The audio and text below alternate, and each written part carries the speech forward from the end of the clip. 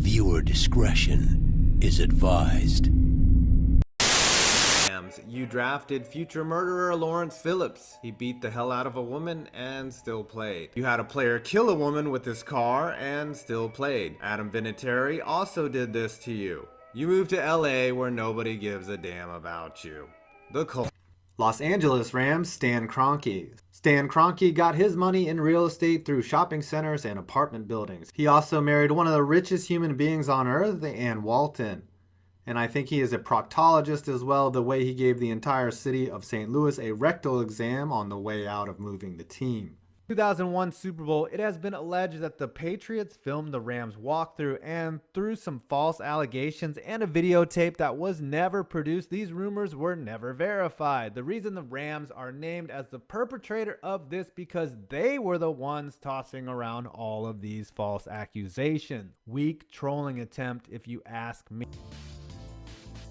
In 1982, in the season opener, the Rams led 23-0 at half over the Packers until Lynn Dickey, not Lil Dicky, took over and dropped 35 uncontested points. The Rams finished 2-7 in the strike-shortened season. I guess their second half defense was still on strike. Heyo.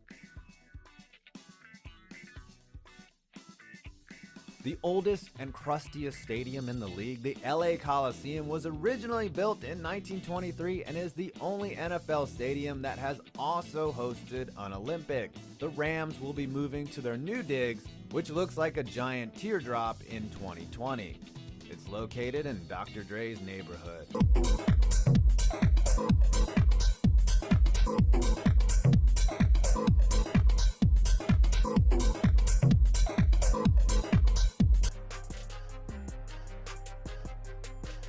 This game is interesting because Joe Montana actually came in to relieve Steve Young, who started and threw 3 TDs before Montana came in and threw 2 TDs of his own. Steve Dills was the Rams starter who went 5 of 17 for 50 yards. Many years later, it would be Steve Young deposing Montana and the 49ers blowing out another team in awful fashion in the Super Bowl. Trusting the development of a potential superstar to Mr. 7-9 wasn't a bad move or anything, as luckily for the Rams, they didn't hold on to this mullet sporting loser for a 6th year. However, in his 5-year tenure, he continued to cart out Sam Bradford and his creaky knees, let Nick Foles get beaten into a bloody pulp, nearly ruined Jared Goff in one season, and then after all of that, the team signed him to a 2-year extension, then fired him a week later in an awkward moment. Reggie will keep you abreast. Unfortunately, I won't be there this weekend. I was just fired. I guess it worked out though. Can I call hiring McVay a front fire? This jersey is one you'd most likely find in someone's closet smelling of mothballs in St. Louis. Don't worry, they'll be back. Store it in a cool, dry place. I like the design of the jersey as the circular ram from the helmet is mirrored on the sleeve, though the color rush theme is a bit obnoxious. I'm sure their sales will spike after the Rams win the Super Bowl because, like No Nut November, I don't see anyone beating Goff.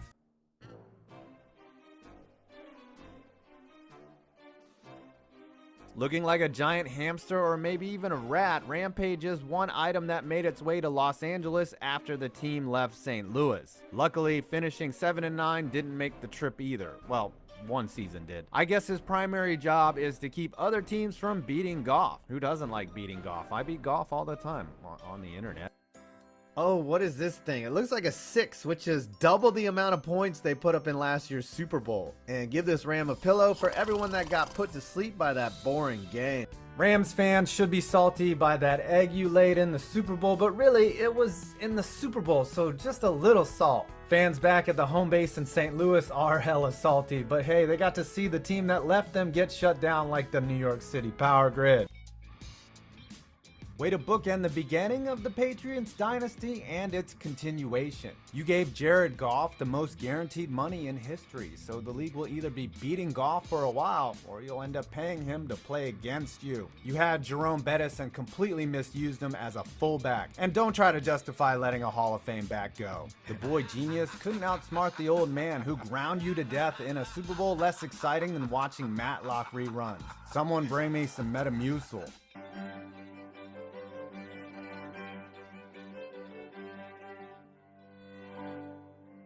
A monument built to personify hate for Stan Kroenke, the dome was built in 1995 and abandoned by the NFL 20 short years later. Since then, it has served as a concert, basketball, and occasional college football venue. However, things are looking up as the XFL St. Louis Battlehawks will play there next year.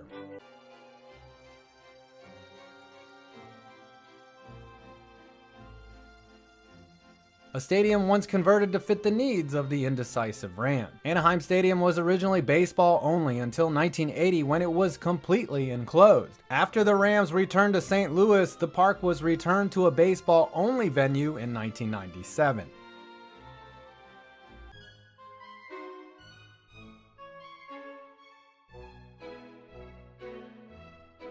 Site of the first Super Bowl, aka the NFL AFL Championship and later Super Bowl VII. The Coliseum has had a long and odd history with the NFL and is now the home of the Rams. Well, until, 61,946 people attended the first Super Bowl, and it kicked off the era of the NFL's enslavement of the American people to the point where fans get into fistfights over reffing. I get it though. America! Though it's outdated, even after being upgraded, the Coliseum was good for the era. Well, it seems like Stan Kroenke likes to overcompensate for his shortcomings no matter what city he is in. After he bought the Rams in 2010, he knew of several out clauses that would allow him to move the team. One was that Edward Jones Dome had to be a top-tier facility by the year 2015. Since nobody liked any of the proposed upgrades in 2015, the city laid the $1.1 billion national car rental field at Lord Kroenke's feet, with over $400 million of it being funded by the public. The new open-air stadium would seat up to 72,000, have multiple concourses, a natural grass playing surface, and be situated on the St. Louis waterfront. This would have been a beautiful stadium that could host Super Bowls, but I don't see a roof. The problem with all this, Stan Kroenke was never on board. In fact, the stadium was a red herring amid a bitter, ugly legal battle between the Rams, the city, and Missouri. The state was so dug in on getting the team to stay, they even secured naming rights for the never-to-be-built money pit. After spending more than $16 million tax dollars on this failed proposal, the state still lost their team. And while the vans were being loaded, Kroenke announced that he would be building the new $2 billion SoFi Stadium in LA without public funds, cucking an entire city. LA, once the prettiest girl at the dance without a partner, until the NFL threw more suitors at them than Antonio Brown at his baby mama. Farmers Field was one of multiple failed proposals to the city. One was in Dodger Stadium's parking lot, another called Los Angeles Stadium in Grand Crossing, and then, of course, Farmers Field in downtown LA. The 76,000 capacity stadium was proposed in 2010 and was to be right next to the Staples Center. It would cost $1.2 billion, have a translucent exterior, a huge jumbotron outside of the stadium, which makes a lot of sense, and have an attached convention hall and outdoor plaza. The problem? Not a single NFL team wanted to play ball. The Raiders, Rams, and Chargers all turned down this idea because AEG, the owners of the stadium, wanted each team to sell them a share of their ownership. Sorry, but NFL teams only receive. They do not give. It also looks like a nightmare for the already absurd level of traffic in LA. You fail. Yes, this monstrosity is hideous. Even in modern times, when you could find some college student on Fiverr to give you a better logo than this steaming pile of shit, but you'll see this is the Rams' MO. Behold, I give thee a sheep's skull that was sacrificed upon the altar of graphic design, for Lord Kroenke demands sacrifice. Also, one thing I forgot to mention, the entire new SoFi Stadium was shaped like the old logo. That's a big whoops, LA.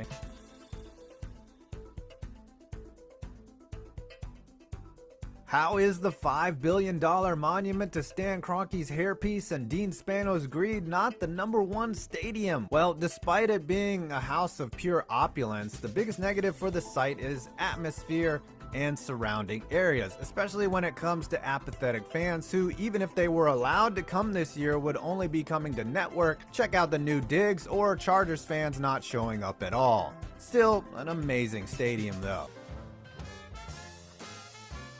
While they were still in St. Louis, the Rams hired Steve Spagnuolo, the man whose defensive strategy stopped the 18-0 Patriots in their tracks. It didn't quite work in the Gateway. Spags went 10-38 in 3 seasons and got axed. Then he won another Super Bowl as a DC in Kansas City. A great coach, just not a head coach, I guess.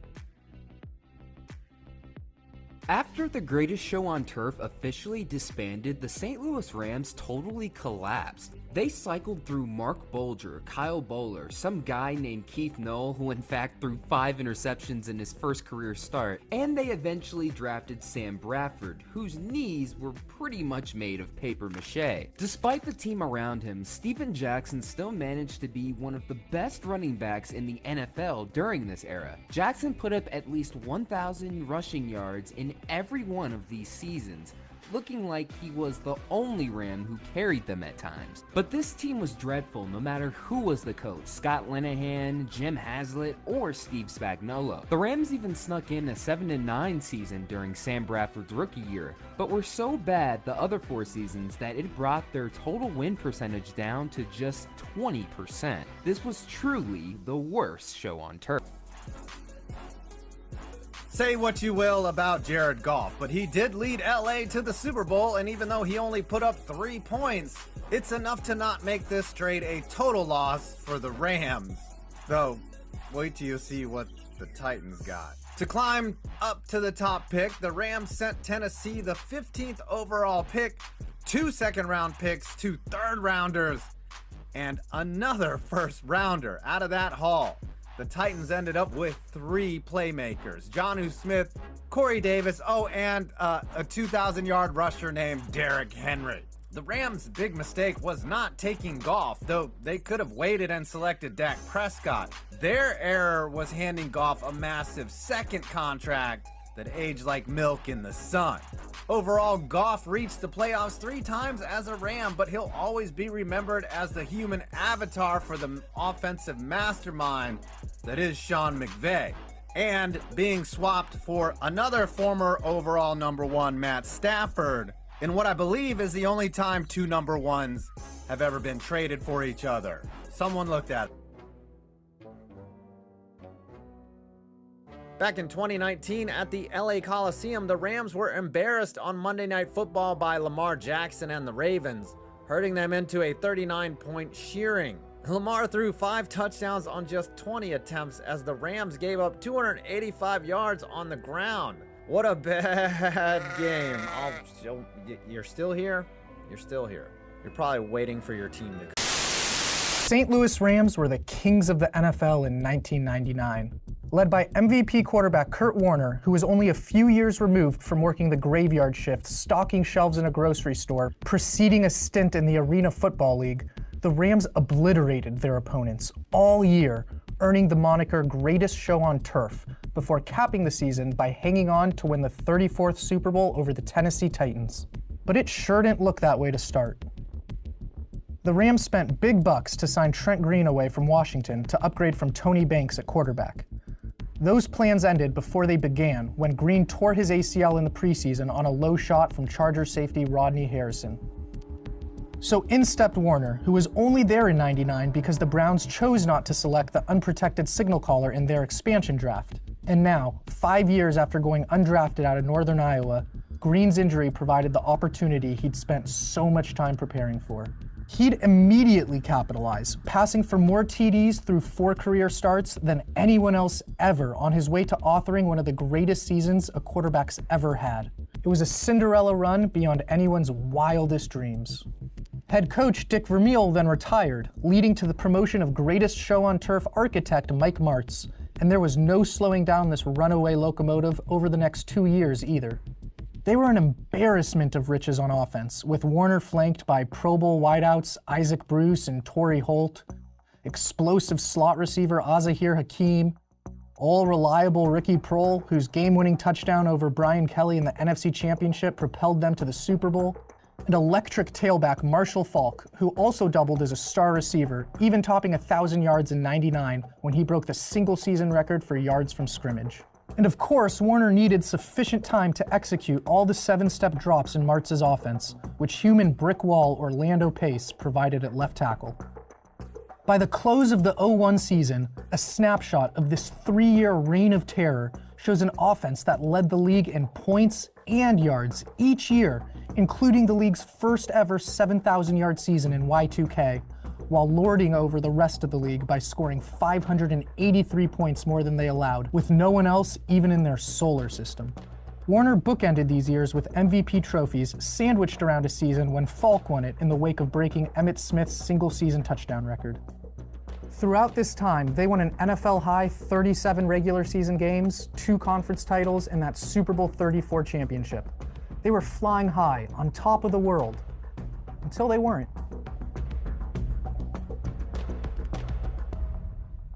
After advancing to Super Bowl 36, where the Rams were down a touchdown with just a minute and change left, Warner connected with Prohl for a game-tying touchdown. But then Tom Brady did what Tom Brady does, Adam Vinatieri did what Adam Vinatieri does, and just like that, an era with so much winning and fireworks and fun vanished in a puff of smoke.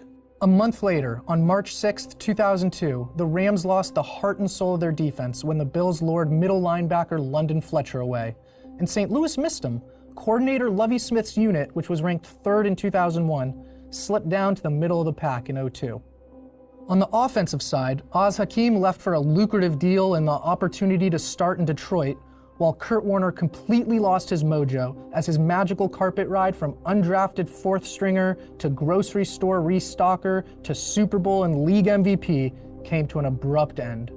The Rams lost each of the first 3 games in 2002, with the reigning MVP throwing just 1 touchdown against 7 picks heading into a Week 4 game against the Cowboys that would turn out to be his final Rams start in St. Louis.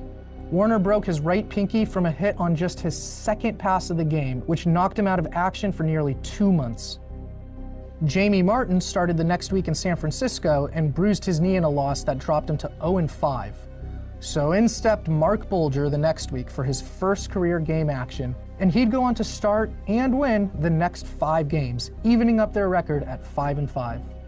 But they hit some serious speed bumps along the way. Aeneas Williams, their all-pro corner who never missed a single game in any of his first 11 seasons, was already hampered by turf toe, victimized by the very playing surface that helped spark their offense to unprecedented success. Then in week 7, with the outcome clinched and less than 2 minutes remaining till their bye week would provide a chance to get healthy, Williams suffered season-ending leg and ankle injuries. In a week 10 game versus the Chargers, Marshall Faulk messed up his left foot and right ankle and was lousy down the stretch once he came back from those injuries in what marked the beginning of the end for the future first ballot Hall of Famer. During their Monday night win the next week, Bulger sprained his right index finger, but despite Warner's dismal play early in the season burying the Rams before Bulger resuscitated him, Martz insisted there was no quarterback controversy, and the plan was to return to Warner for their next game anyway. And like clockwork, the Rams' losing ways returned as they came up short in DC and Philly.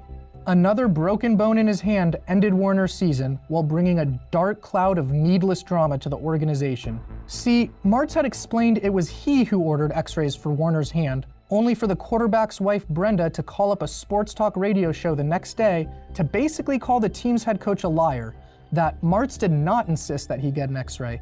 Martz had nothing to do with it. The doctors never once said that he should get an x-ray. All week long, I said, "Kurt, I am a nurse. You should get an x-ray." He said the doctors just think it's bruised. Thanks, Brenda. Anyway, with Bulger returning to the lineup in week 15, he got his 6th win in as many starts before he hurt his spine on the first drive the following week in Seattle, ending his season as the Rams fell from the remarkable highs of 99 through 01 to 7-9 in 2002. So while both QBs were each injured multiple times in 2002, among their starts where they weren't knocked out in the first few plays, Warner was 0-5 and Bulger was 6-0. Despite that, in February 2003, Martz let it be known early in the offseason that Warner was his guy going into the next season with no competition for the job necessary. But he'd lose another key weapon in free agency the next month. Postseason hero Ricky Prohl, who came up clutch time and time again, signed with the Panthers. In their opener, on just the second time that season Warner dropped back to pass, he was clobbered by Giants defensive end Michael Strahan with a hit that jarred the ball loose and left Warner concussed. He'd go on to play the entire game, with the two-time MVP unable to hold on to a football, fumbling another 5 times, and was even confused when Martz called plays, leading to an overnight hospitalization. He'd be cleared to return for their following game, but Bulger got the nod to start in week 2, though initially trying to handle a brewing quarterback controversy by taking things week to week, Martz sorta tipped his hand.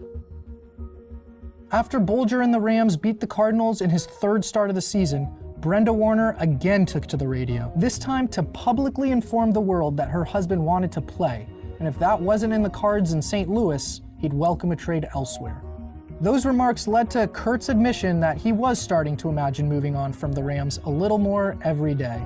But the wins kept coming under Bulger, who still had the league's top wide receiver duo to throw to, and following their Week 12 victory in Arizona, their 8th in 10 games with him under center, Martz officially made the change permanent, effectively ending the Warner era in the process. 3 weeks later, they clinched the NFC West after beating the Seahawks with a little help from the back judge who tripped Seattle wideout Bobby Ingram on a potential game-winning touchdown. But in their first playoff game, Mark Bulger threw not 1, but 2 hideous fourth-quarter interceptions, then added a 3rd in OT, before this Steve Smith walk-off touchdown on the first play of the 6th quarter ended the Rams' 14-game home-winning streak and their season. 4 days later, Lovie Smith, who orchestrated a monstrous defensive turnaround immediately upon his arrival, left to take the head coaching job in Chicago. And as much as they'd miss Brenda Warner's lovely radio bits, the time had come to move on from their legendary quarterback, and they cut Kurt Warner on June 1st, 2004. They'd regress from 12-4 to 8-8 that season, which would be the final one for Aeneas Williams, who retired in the 2005 offseason to kick off a year of change and tumult both on and off the field. For starters, second-year stud Steven Jackson took over as lead back for the 2005 season, relegating Marshall Faulk to backup duty. A day after a Week 5 loss left him at 2-3, an ailing Mike Martz needed to step away from the team to treat a bacterial infection of his heart, with linebackers coach Joe Vitt filling in. His first game as interim head coach was a disaster. Not only did they get blown out on Monday night in Indy, but Mark Bulger hurt his throwing shoulder early in the second quarter, knocking him out of the next 2 games, during which it was also announced Martz wouldn't be returning that year. And it was during this time away from the team that Martz's relationship with management deteriorated. In Week 7 against the Saints, during just their second game without Martz on the sideline, Martz tried to have a cell phone brought to his offensive coordinator to talk to him in the middle of the game. Executive Jay Zygmunt put the kibosh on that and brought the issue to team president John Shaw, who refused to allow an open phone line in the coach's booth. Blocking that communication pissed an ill Martz right off, especially because he wasn't given any sort of heads up. He'd already been butting heads with his front office and now reached the point where he was unsure if they could even coexist. So with turmoil surrounding the organization, it didn't help matters when about a month later, Kurt Warner, now a Cardinal, made his first trip back to St. Louis since they cut him. Warner carved up his old squad in his finest game since his 2001 MVP season 4 years earlier. And the loss not only dropped the Rams to 4-6, virtually killing any postseason dreams, but also saw Bulger re-injure his throwing shoulder, knocking him out for the rest of the season.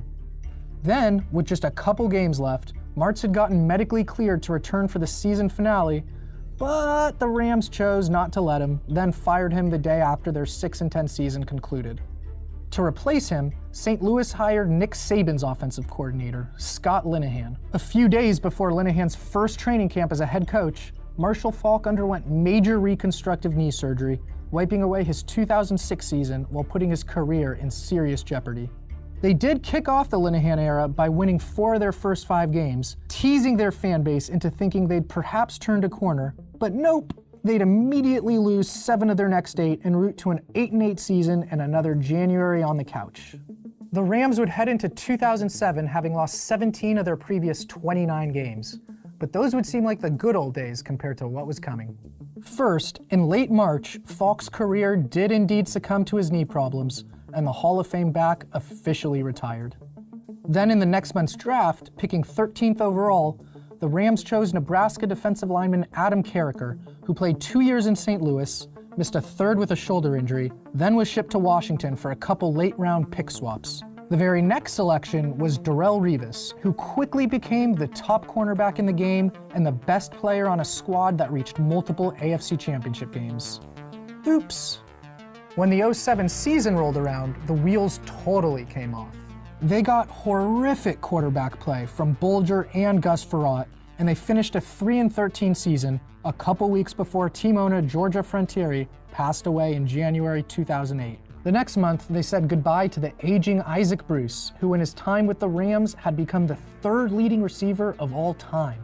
With Bulger coming off a pitiful season and quarterback a glaring need heading into the 2008 draft, they opted to again go D-line, using their second overall pick on Chris Long. Though Long would go on to have a nice career, future MVP quarterback Matt Ryan was taken with the very next pick. They'd get blown out each of the first 4 games of the 08 season, at which point they fired Linehan and promoted D coordinator Jim Haslett, which was simply rearranging deck chairs on the Titanic amid a 2-14 season. Steve Spagnuolo was the lucky winner who got to try and clean up the rotten sewage that the organization had descended to. And for those who thought surely it was impossible to sink to even lower depths, the 09 Rams inspired folks everywhere by proving nothing is impossible. With a couple longtime stalwarts aging, the Rams had some painful decisions to make. 4-time All-Pro left tackle Orlando Pace, who was once an indestructible force and started every game in 7 of his first 9 seasons, had now missed 24 of the Rams' previous 39 games, and they cut the Hall of Fame blindside protector on March 10th. 3 days later, they cut wideout Torrey Holt, the only man to ever post 6 consecutive seasons of at least 1,300 receiving yards. Again, owners of the second overall pick in the draft, the Rams chose Baylor tackle Jason Smith in an effort to replace Pace.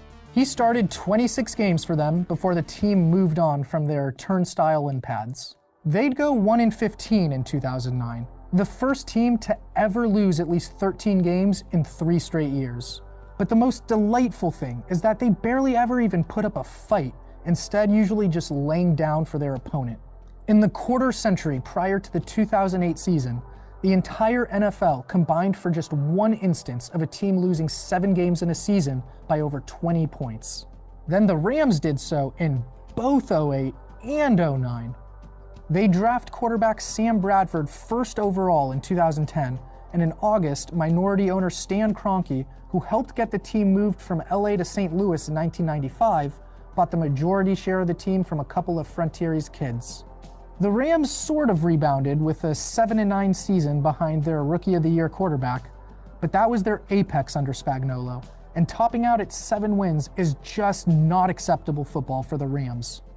So they went out and hired Jeff Fisher.